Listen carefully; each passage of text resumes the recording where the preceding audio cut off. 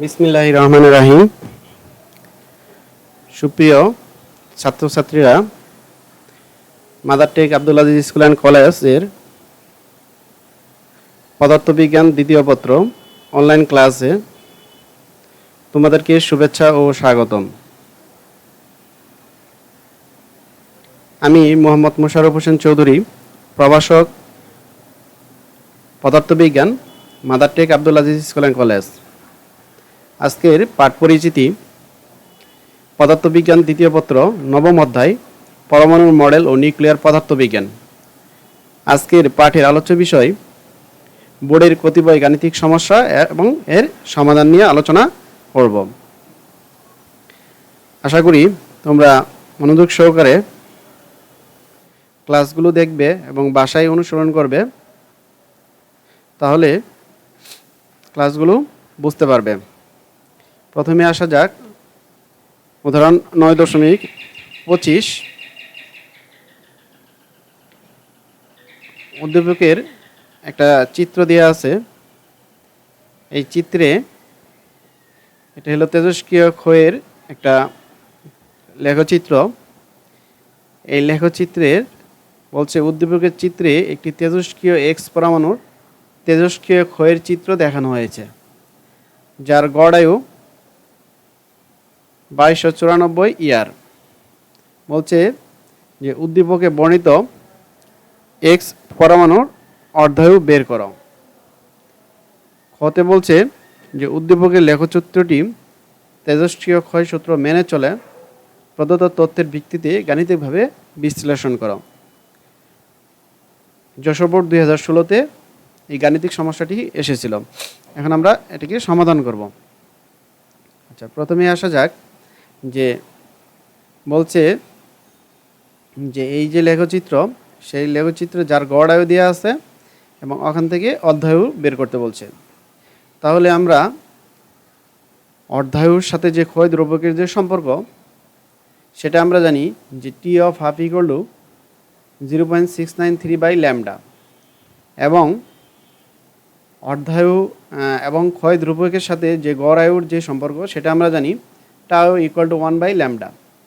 সেই সমীকরণ অনুযায়ী আমরা যদি লিখতে পারি যে গড় আয়ু দেওয়া আছে 2294 ইয়ার, অর্ধায়ু টি অফ হাফ বের করতে হবে। আমরা জানি টি অফ হাফ ইকুয়াল টু 0.693/λ, আবার ল্যামডা ইকুয়াল টু 1/টাউ। তাহলে 1/λ ইকুয়াল টু আমরা এখানে টাউ বসিয়ে দিতে পারি। তাহলে টি অফ হাফ ইকুয়াল টু যে গড় আয়ুর যে সমীকরণ, এবং এটা হলো গড় আয়ু এবং অর্ধায়ুর মধ্যে যে সম্পর্কযুক্ত যে সমীকরণ, সেটা দাঁড়াচ্ছে t of half equal to 0.693 tau, গড় আয়ুর সাথে অর্ধায়ুর সম্পর্ক। তো টাউর মান হলো 2294 ইয়ার, প্রশ্নে দেওয়া আছে। ক্যালকুলেশন করলে এটা রেজাল্ট আসবে যে অর্ধায়ুটা সেটা আসতেছে 1589.7 ইয়ার। যেহেতু অর্ধায়ু ক্ষয় ধ্রুবক, এখানে ক্ষয় ধ্রুবকের কথা বলা নেই, গড়ায়ু ইয়ারে দেওয়া আছে এবং তাহলে অর্ধায়ু ইয়ারে বের হয়ে যাবে। দ্বিতীয় প্রশ্নে বলছে যে উদ্দীপকের লেখচিত্রে তেজস্ক্রিয় ক্ষয় সূত্র মেনে চলে, প্রদত্ত তথ্যের ভিত্তিতে গাণিতিকভাবে বিশ্লেষণ করো। আমরা এই প্রশ্নটাকে দুইভাবে সলভ করতে পারি। একটা হলো, প্রথম হলো যে আমরা যদি এখানে শুরুতে পরমাণু সংখ্যা n0 দেখাই এবং n ইকুয়াল টু যখন পরমাণুর সংখ্যা অর্থাৎ অবশিষ্ট পরমাণুর সংখ্যা 0.5 n0 n ইকুয়াল টু যদি দেখাই, তাহলে তখন আমাকে বের করতে হবে যে ওই সময় অর্ধায়ু ছিল টি অফ হাফ। আবার যদি আমি শুরুতে পরমাণুর সংখ্যা n0 দেখাই এবং n ইকুয়াল টু n0 0.25 দেখাই, অর্থাৎ অক্ষত পরমাণুর সংখ্যা, তখন আমাকে অর্ধায়ু দেখাতে হবে 2t অফ হাফ। আবার যদি আমি শুরুতে পরমাণুর সংখ্যা n0 এবং পরবর্তীতে পরমাণুর সংখ্যা n ইকুয়াল টু দেখাই 0.125 n0, তাহলে আমার যে অর্ধায়ুটা সেটা দেখাতে হবে 3t অফ হাফ। অথবা এখানে যে মেথডটি করা হয়েছে সেটা হলো, আমি সময়টাকে বিভিন্ন সময় ধরে নিয়েছি, যে এই সময়টাকে আমি ধরছি t1, এটি ধরছি t2, এটি ধরছি t3। অর্থাৎ আমি দেখাবো যে যখন টাইম টি অফ হাফ অর্থাৎ প্রথম অর্ধায়ু, তখন পরমাণুর সংখ্যা, যে অবশিষ্ট পরমাণুর সংখ্যা, সেটা হবে 0.5 n0।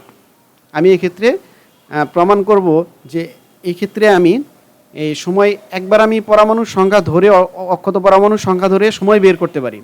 যদি সময়টা এটার সাথে মিলে যায় তাহলে আমরা বলবো যে এই উপরের যে লেখচিত্র তাহলে এই তেজস্ক্রিয় ক্ষয়সূত্র মেনে চলে। অথবা আমরা এই বিভিন্ন সময় ধরে এই সময়গুলোতে যদি পরমাণুর সংখ্যা এই সময়ে পরমাণুর সংখ্যা 0.5 n not 2t of half সময়ে পরমাণুর সংখ্যা 0.25 n নট দেখাতে পারি, তাহলে আমরা বলতে পারবো যে এই সময়গুলোতে পরমাণুর সংখ্যা এত হচ্ছে। তার মানে আমরা সময় ধরে যদি পরমাণুর সংখ্যা এত দেখাই বের করতে পারি, এটাই বের করতে পারি, তাহলে আমরা বলতে পারবো যে উপরে লেখচিত্রটি তেজস্ক্রিয় ক্ষয়সূত্র মেনে চলে।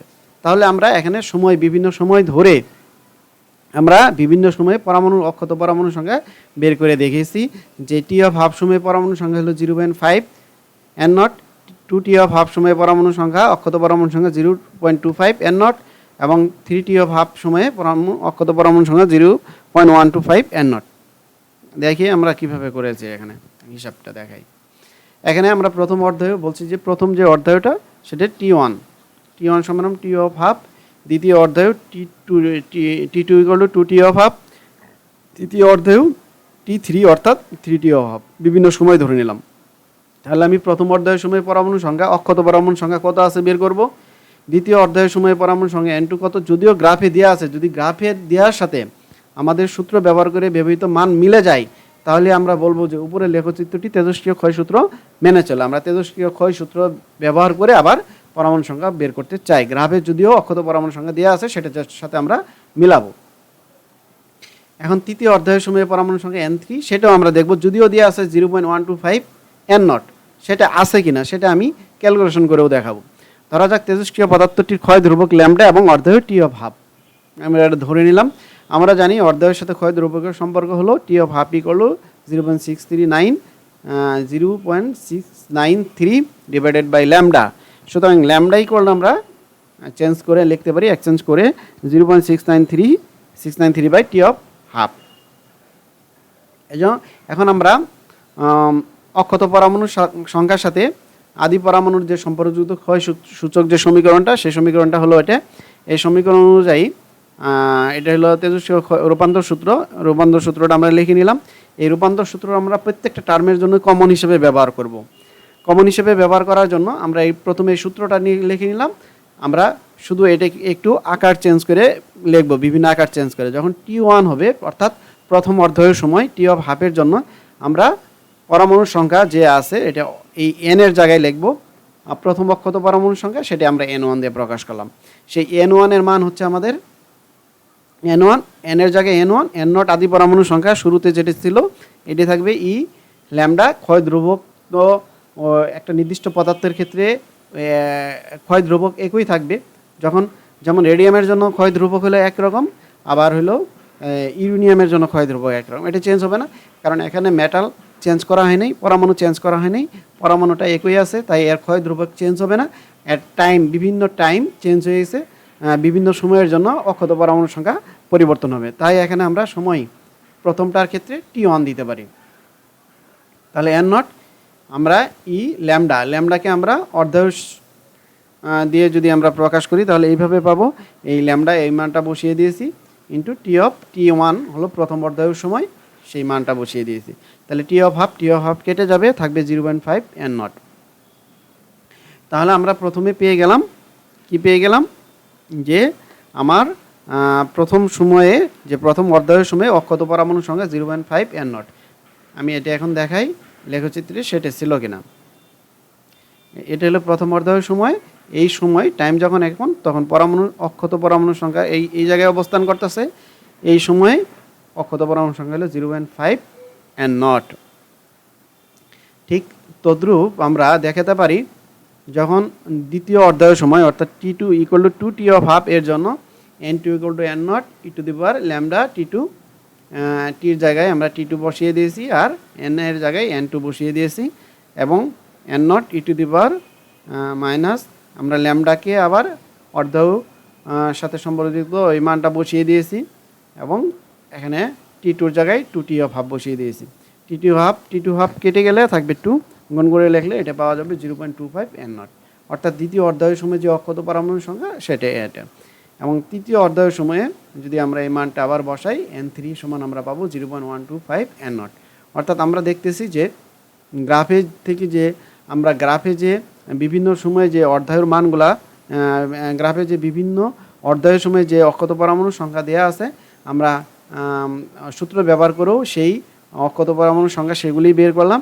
অর্থাৎ উপরের যে লেখচিত্রটা আছে সেটা তেজস্ক্রিয় ক্ষয় সূত্র মেনে চলে। সুতরাং আমরা বলতে পারি গাণিতিক বিশ্লেষণ থেকে দেখা যাচ্ছে যে উদ্দীপকে প্রদত্ত তেজস্ক্রিয় ক্ষয় সূত্র থেকে উদ্দীপকে প্রদত্ত বিভিন্ন সময়ে পাওয়া অবশিষ্ট পরমাণুর সংখ্যা উদ্দীপকের লেখচিত্রের বিভিন্ন বিন্দুর সংশ্লিষ্ট অক্ষত পরমাণুর সংখ্যার সাথে সঙ্গতিপূর্ণ। উদ্দীপকের লেখচিত্রটি তেজস্ক্রিয় ক্ষয় সূত্র মেনে চলে। ঘর নাম্বার তোমরা জানো, ঘর নাম্বারে মন্তব্য লিখে দিতে হয়, এই কারণে এইটুকু তোমাদেরকে লিখে দিতে হবে। ক্যালকুলেশন করার পরে মন্তব্যের জন্য 1 নাম্বার থাকে। আচ্ছা, এবার পরবর্তী যে গাণিতিক সমস্যা সেটা হলো দুটি তেজস্ক্রিয় মৌল এ ও বি। আমাদের দুটি তেজস্ক্রিয় মৌল দিয়ে আছে এ এবং বি। এর ক্ষয় ধ্রুবক যথাক্রমে, অর্থাৎ এ এর জন্য যে ক্ষয় ধ্রুবক সেটা হলো 0.181 ডি ইনভার্স এবং বি এর যে ক্ষয় ধ্রুবক সেটা হলো 0.257 ডি ইনভার্স। বলছে বি মৌলের গড় আয়ু নির্ণয় করো। ক নম্বরে আমরা বি মৌলের গড় আয়ু নির্ণয় করব এবং খ নম্বরে যে মৌলদের 75% ক্ষয় হতে প্রয়োজনীয় সময় একই হবে কি না গাণিতিক বিশ্লেষণ সহ মতামত দাও। অর্থাৎ এখানে আমাদের খ নম্বরে বের করতে বলছে যে এটা যখন 75% ক্ষয় হয়ে যাবে, অর্থাৎ 175% ক্ষয় হয়ে যাবে, তখন তাদের যে প্রয়োজনীয় সময় এক হবে কিনা। অবশ্যই এক হবে না, কারণ হলো তাদের ক্ষয় ধ্রুবক আলাদা আলাদা। ক্ষয় ধ্রুবক আলাদা আলাদা 75% ক্ষয় হতে সময় আলাদা হবে না, সেটাই আমরা গাণিতিক বিশ্লেষণ করে দেখাবো। প্রথমে আসা যাক বি মৌলের গড় আয়ু নির্ণয় করো। তো এখানে ক্ষয় ধ্রুবক দেওয়া আছে, যে ক্ষয় ধ্রুবকের সাথে তোমরা গড় আয়ুর সম্পর্ক জানো যে টাউ ইকুয়াল টু 1/λ। সুতরাং আমরা এখানে এ মৌলের ক্ষয় ধ্রুবক এত, বি মৌলের ক্ষয় ধ্রুবক আমরা লিখে নিছি যেগুলো দেওয়া আছে। বি মৌলের গড় আয়ু বের করতে বলছে tau B equal to what. এ মৌলের সময় আমরা এটাও বের করব যে এ মৌলের 75% ক্ষয় হতে কতটুকু সময় লাগে, বি মৌলের 75% ক্ষয় হতে কতটুকু সময় লাগে, এই দুইটা আমরা বের করে নিব। আচ্ছা, প্রথমে আমরা ক নাম্বার আমরা জানি টাউ বি ইকুয়াল টু 1/λ, কারণ দ্বিতীয় বি মৌলের গড় আয়ু বের করব, তাহলে ক্ষয় ধ্রুবকের সাথে সম্পর্কযুক্ত সমীকরণ বসিয়ে দিলাম। এটার আমরা পেয়ে গেলাম রেজাল্ট 3.89 ডে, অর্থাৎ এটা হলো তার গড় আয়ু। এবার দ্বিতীয় প্রশ্ন যে বলছে 75% ক্ষয় হতে প্রয়োজনের সময় একই হবে কিনা সেটা আমরা বের করব। আচ্ছা, আমরা ধরে নিলাম যে দুইটা মৌলেরই আছে যে কোনো মৌলের পারমাণবিক সংখ্যা n0 এবং টি সময় পরে অবশিষ্ট সংখ্যা n হলে আমরা যে সমীকরণ সেটা হলো যে তেজস্ক্রিয় রূপান্তর সমীকরণ, সেটা হলো সম্পর্কযুক্ত যে সমীকরণ সেটা হলো n = n0 t to the power λ t সমীকরণ। এখানে ল্যামডা হচ্ছে, এই ল্যামডার পরিচয় হচ্ছে ওই মৌলের ক্ষয় ধ্রুবক এবং সময় হলো অতিক্রান্ত সময়। এখন কোনো মৌলের 75% ক্ষয় হলে অবশিষ্ট থাকে কত, 25%। আমি বলছি যে আসলে এই যে রূপান্তর যে সমীকরণটা, সেই সমীকরণটা কতটুকু পরমাণু ক্ষয়ে গেছে সেটার সাথে সম্পর্কিত, কতটুকু অক্ষত আছে সেটার সাথে সম্পর্কিত। এখানে আমাদের 100-র মধ্যে 75% ক্ষয় হয়ে গেছে, সেটার কোনো হিসাবে আমরা এখানে ধরবো না, ধরবো কতটুকু অক্ষত আছে 25%। তাহলে এই 25%-এর আমরা হিসাব করব। এখন 25%-এর হিসাবে আমরা এখানে n করলাম, অর্থাৎ অক্ষত পরমাণুর সংখ্যা কত, যদি n0 হয় মোট পরমাণুর সংখ্যা, তাহলে এর 25%, 125 হলে n0-এর কতটুকু আছে সেটা। তাহলে আমরা n0-এর নিচে লিখে রাখলে এটা লিখতে পারি যে শতকরা ভাঙালে 0.25। এই সমীকরণ আমরা পেয়ে গেলাম। এখন 1 নং সমীকরণকে আমরা লিখতে পারি n/n0। এখানকার n0টা নিচে লিখলাম e টু দি পাওয়ার, যেহেতু এ মৌলের জন্য আমরা এটা হিসাব করব, সুতরাং ক্ষয় ধ্রুবক এ মৌলের লাগবে ল্যামডা এবং সময় যেহেতু টি লাগবে, এটা হলো এ মৌলের সময় টি এ। এখান থেকে আমরা ল্যামডা টি এ সমান লন, উভয় পক্ষকে লন নিলে আমরা ই এন্টি লগ হিসেবে ই উঠে যাবে, এখানে থাকবে লন 0.25। এখানে আমরা যদি টি এ অর্থাৎ সময় বের করি, তাহলে এখানে ল্যামডা নিচে চলে আসবে। আমরা যদি ল্যামডা এ যে এ মৌলের ক্ষয় ধ্রুবকের মান এখানে বসাই এবং লনের মান বসাই, তাহলে এ মৌলের অর্থাৎ 75% ক্ষয় হতে কতটুকু সময় লাগছে সেটা আমরা বের করতে পারলাম, অর্থাৎ 7.659 ডে সময় লেগেছে, এটা আমরা বের করলাম। একইভাবে আমরা বি মৌলের জন্য যে সময়টা সেটা বের করব টিবি। আমরা শুধু টিবি 1 - 1/λ বি লন 0.25। কারণ দুইটাই অক্ষত আছে 0.25, সেজন্য আর আমরা পুরো ক্যালকুলেশন যায় না, শুধু ক্ষয় ধ্রুবকের আলাদা আলাদা হবে এখানে, সেজন্য ক্ষয় ধ্রুবকের আলাদা মানটা এখানে বসিয়ে দিছি। আর বিমলের ক্ষয় ধ্রুবকের আলাদা মানটা ছিল 0.257 ডে, এটা বসিয়ে দিলাম। আমরা এখানে যে সময় সে সময়টা বের করে ফেললাম, অর্থাৎ দেখলাম যে এ মৌলের জন্য সময়টা কত 7.659 ডে, আর বি মৌলের জন্য 5.394 ডে। অর্থাৎ এক্ষেত্রে আমরা দেখতেছি যে এ এবং বি মৌলের 75% ক্ষয় হতে যে সময়টা সেটা এক হবে না, ভিন্ন হবে। এখানে মন্তব্য করতে হয় খ নাম্বারের যে দেখা যাচ্ছে টি ইজ গ্রেটার দেন টিবি, সুতরাং এ মৌলের জন্য সময় বেশি লাগবে, অর্থাৎ যে মৌলের ক্ষয় ধ্রুবক কম তার জন্য সময় বেশি লাগে, সেই মৌলটা ধীরে ধীরে ভাঙে, আর তার 75% ভাঙতে বেশি সময় লাগবে। যার ক্ষয় ধ্রুবক কম, এ মৌলের ক্ষয় ধ্রুবক কম, এ কারণে এর বেশি সময় লাগবে 75% ভাঙতে। এবার পরবর্তী যে ম্যাথ গাণিতিক সমস্যা সেটা হলো ঢাকা বোর্ড 2019-এ এসেছে, সেই ম্যাথটা আমরা এখন সমাধান করব। গাণিতিক সমস্যাটা এটা হলো যে একটি হাইড্রোজেন পরমাণুর ইলেকট্রন -1.5 ইলেকট্রন ভোল্ট শক্তি অবস্থা হতে -3.4 ইলেকট্রন ভোল্ট শক্তি অবস্থায় আসে। তাহলে এখানে আলোর বেগের মান দিয়ে আছে c = 3 × 10⁸ মিটার পার সেকেন্ড, প্লাঙ্কের ধ্রুবক দিয়ে আছে h = 6.63 × 10⁻34 জুল সেকেন্ড, আর 1 ইলেকট্রন ভোল্ট সমান আমরা জানি 1.6 × 10⁻19 জুল। এখানে দৃশ্যমান আলোর তরঙ্গ দৈর্ঘ্যের পাল্লা দেওয়া আছে 4 × 10⁻7 মিটার হতে 8 × 10⁻7 মিটার। এখন ভূমি অবস্থার শক্তি, এখানে মিসিং হয়ে গেছে মনে হয়, ভূমি অবস্থার শক্তি -13.6 ইলেকট্রন ভোল্ট হলে প্রথমে কোন শক্তি স্তরে ছিল এটা আমাদের বের করতে হবে। ভূমি অবস্থার শক্তি হবে -13.6 ইলেকট্রন ভোল্টে, ইলেকট্রন প্রথমে কোন শক্তি স্তরে ছিল। তাহলে আমরা ধরে নিলাম ভূমি অবস্থার শক্তি E1 = -13.6 ইলেকট্রন ভোল্ট। হ্যাঁ, আমরা যে এখানে উল্লেখ করে দিয়েছি, আমরা সাধারণত এটা জানি যে ভূমি অবস্থার শক্তি সাধারণত কত থাকে -13.6 ইলেকট্রন ভোল্ট। তারপরে এখানে বলে দিয়েছে যে ভূমি অবস্থার শক্তি যদি এত হয় তাহলে যে ইলেকট্রনটা প্রথমে যে শক্তি স্তরে ছিল সেটা কক্ষপথ সংখ্যা বা কক্ষপথ নাম্বার কত ছিল সেটা বের করতে বলছে। তাহলে আমরা জানি যে n-তম কক্ষপথের সাথে ভূমি অবস্থার যে শক্তির যে সম্পর্কযুক্ত সমীকরণ সেটা হলো En = n²/E1/n²। E1 এর মান আমরা জানি, n² এর মান n² এখানে আনলে E1/En। E1 এর মান আমরা জানি -13.6, আর En এর মান যে শক্তি স্তরে ছিল সেই শক্তি স্তরে থাকলে বলছে যে প্রথমে যে শক্তি স্তরে ছিল এই শক্তি স্তর, তাহলে এই প্রথমে যে শক্তি স্তরে ছিল সেই শক্তি স্তরের মান বসিয়ে দিলাম, ক্যালকুলেশন করলে আমরা পাবো 3, অর্থাৎ সেটা তৃতীয় শক্তি স্তরে ছিল, ইলেকট্রনটি প্রথমে তৃতীয় শক্তি স্তরে ছিল। এবার যে দ্বিতীয় প্রশ্নটা বলছে যে নিশ্চিত বিকিরণটি দৃশ্যমান হবে কি, এখানে বলছে যে অর্থাৎ এত শক্তি অবস্থা হতে এত শক্তি অবস্থা হতে, অর্থাৎ তৃতীয় শক্তি স্তর থেকে সে আরেকটা শক্তি স্তরে গেছে, হ্যাঁ, আরেকটা শক্তি স্তরে নিম্ন শক্তি স্তরে গমন করেছে। তাহলে বলছে যে গমন করার জন্য যে একটা শক্তি বের হয়ে গেছে আলো হিসেবে, সেই আলোটা শক্তি হিসেবে যে বের হয়ে গেছে সেই আলোটা আসলে দৃশ্যমান হবে কিনা, অর্থাৎ সেটা আমরা চোখে দেখতে পারবো কিনা।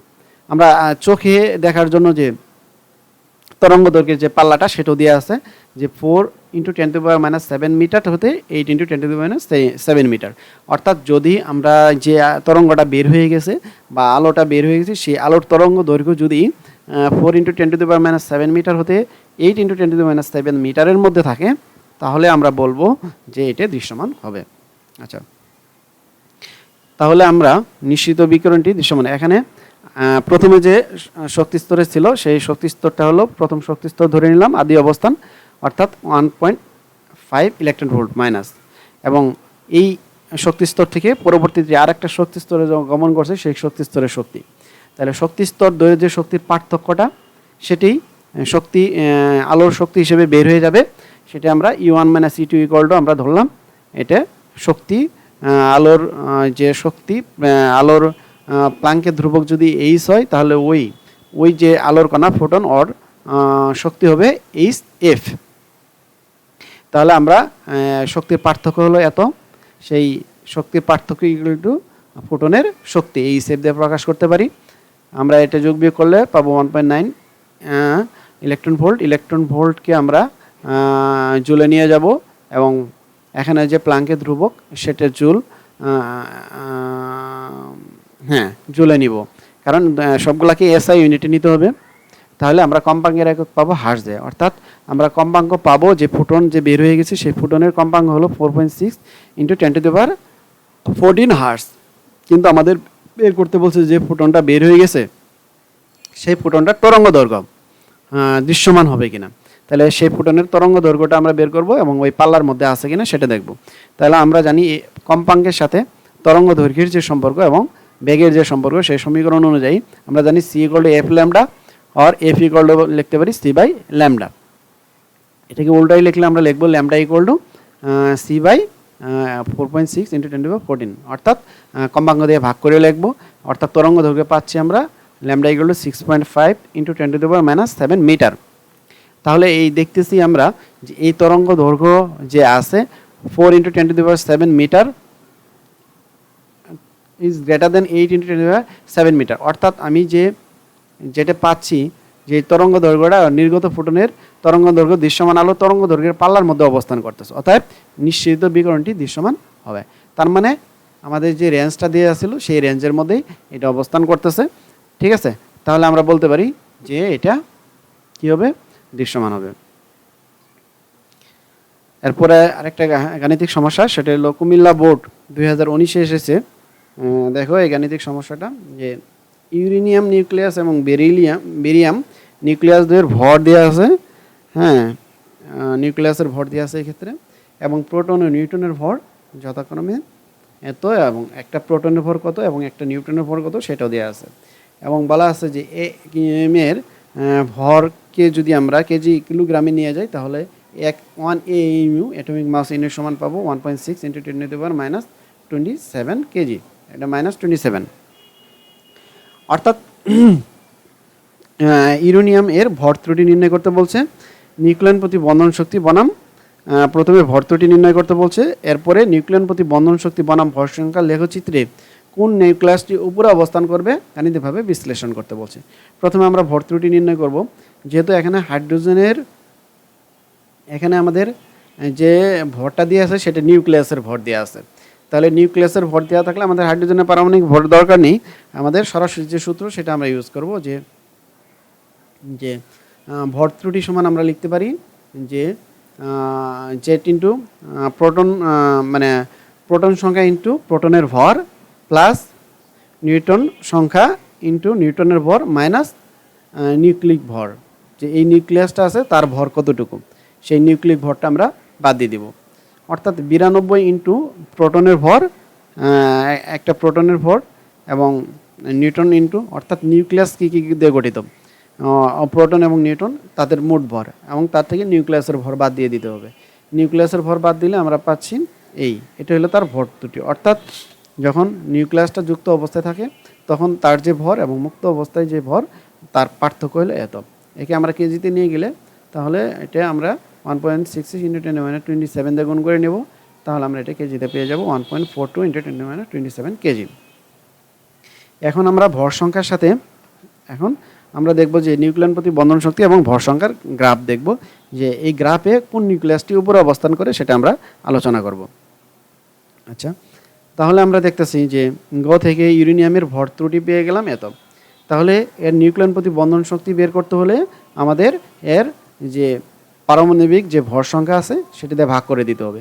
তাহলে পারমাণবিক ভর সংখ্যা দিয়ে ভাগ করে দিলে আমরা নিউক্লিয়ন প্রতি বন্ধন শক্তি পেয়ে গেলাম কত, এটা হলো ভর ত্রুটিকে আলোর বেগের বর্গ দ্বারা গুণ করলাম এবং পারমাণবিক ভর সংখ্যাকে দিয়ে ভাগ করলাম, তাহলে আমরা নিউক্লিয়ন প্রতি বন্ধন শক্তি অর্থাৎ পেয়ে গেলাম জুলে প্রতি নিউক্লিয়নের জন্য কত। এবং এটাকে যদি আমরা মিলিয়ন ইলেকট্রন ভোল্টে নিয়ে যাই তাহলে এটাকে আমাদের আগে প্রথমে ইলেকট্রন ভোল্টে নিতে হবে, তারপরে মিলিয়ন ইলেকট্রন ভোল্টে নিতে হবে।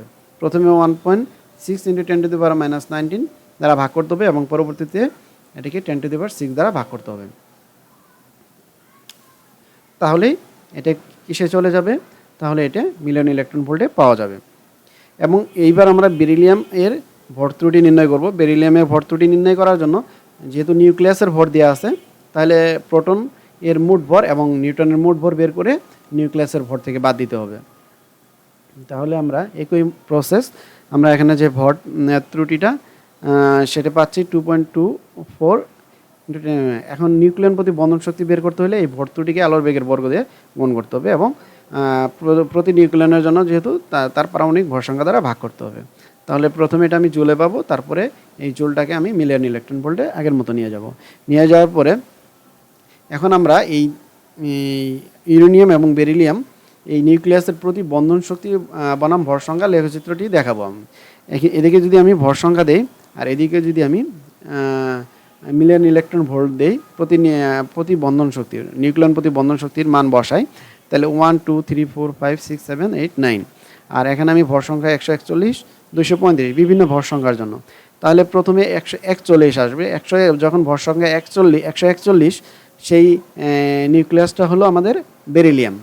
বেরিলিয়াম তার নিউক্লিয়ন প্রতি বন্ধন শক্তির মান হলো 8.15 মিলিয়ন ইলেকট্রন ভোল্ট। তাহলে আমরা এখানে গ্রাফে এই পয়েন্টটা চিহ্নিত করব যে 8.9 মিলিয়ন ইলেকট্রন ভোল্ট। এখানে একটা চিহ্ন করব। চিহ্ন করার পরে এবার ভর সংখ্যা আমরা 235-এ যাব। 235-এ গেলে দেখব যে ইউরেনিয়াম, সেই ইউরেনিয়ামের নিউক্লিয়ন প্রতি বন্ধন শক্তির মান আমাদের কত ছিল। বন্ধন শক্তির মান ছিল আমাদের 3.4 মিলিয়ন ইলেকট্রন ভোল্ট। তাহলে দেখতেছি, তাহলে ইউরেনিয়াম নিউক্লিয়াস, তাহলে এই যে 3.4 মিলিয়ন ইলেকট্রন ভোল্ট। অর্থাৎ আমরা দেখতেছি এই দুইটা নিউক্লিয়াস বিশ্লেষণ করে যে ইউরেনিয়ামের প্রতি নিউক্লিয়ন বন্ধন শক্তির মান খুবই কম এবং বেরিলিয়ামের প্রতি নিউক্লিয়ন বন্ধন শক্তির মান খুবই বেশি। এই কারণে নিউক্লিয়াস স্থায়িত্ব হিসাব করলে বেরিলিয়াম নিউক্লিয়াস অধিকতর স্থায়ী ইউরেনিয়ামের থেকে। এই জন্য ইউরেনিয়াম নিউক্লিয়াসটা হলো তেজস্ক্রিয় নিউক্লিয়াস। অর্থাৎ আমরা দেখতেছি যে উদ্দীপকে প্রদর্শিত লেখচিত্রে দেখা যাচ্ছে বেরিলিয়াম নিউক্লিয়াসটির উপরে অবস্থান করছে। নিউক্লিয়াসটি কি ইউরেনিয়ামের উপরে, অর্থাৎ গ্রাফের উপরের দিকে অবস্থান করতেছে। এটাই বিশ্লেষণ করতে বলছে। আজকে এই মোটামুটি। পরবর্তী ক্লাসের বিষয় হচ্ছে প্রথম পত্র অধ্যায় 7 পদার্থের গাঠনিক ধর্ম। আশা করি তোমরা এই ক্লাসগুলো বাসায় দেখবে এবং বেশি বেশি অনুশীলন করবে এবং প্রথম পত্র যে 7ম অধ্যায় আছে তোমরা ওখানে একটু দেখে রাখবে যাতে পরবর্তী ক্লাস করলে সহজে বুঝতে পারো। আজকের ক্লাসে এখানেই সমাপ্তি। সবাই ভালো থাকো, সুস্থ থাকো। আল্লাহ হাফেজ।